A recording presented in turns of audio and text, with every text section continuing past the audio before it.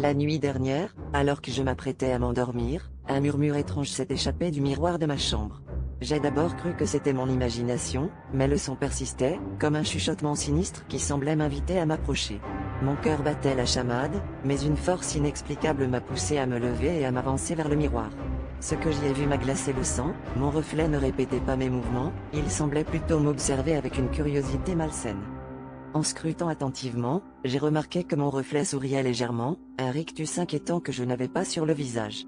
J'ai tenté de toucher la surface froide du miroir, espérant que tout cela n'était qu'un mauvais rêve.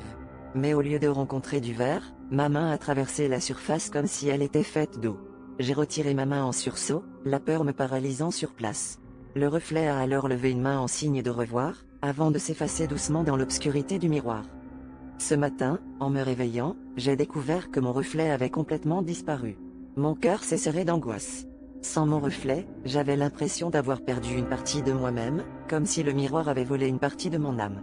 J'ai passé la journée à éviter le miroir, terrifié à l'idée de croiser ce vide inquiétant là où mon reflet aurait dû être. Le murmure, cependant, continuait de résonner dans ma tête, un écho persistant de l'angoisse de la nuit.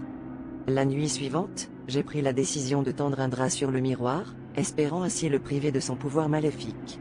Mais alors que je me préparais à le faire, le murmure s'est intensifié, devenant un cri strident qui a rempli la pièce. Le drap s'est envolé de mes mains, et le miroir a commencé à briller d'une lueur sinistre.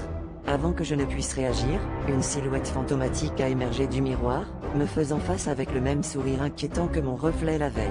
J'ai compris avec horreur que le miroir n'avait pas seulement volé mon reflet, mais qu'il avait créé quelque chose de nouveau, quelque chose de terriblement vivant.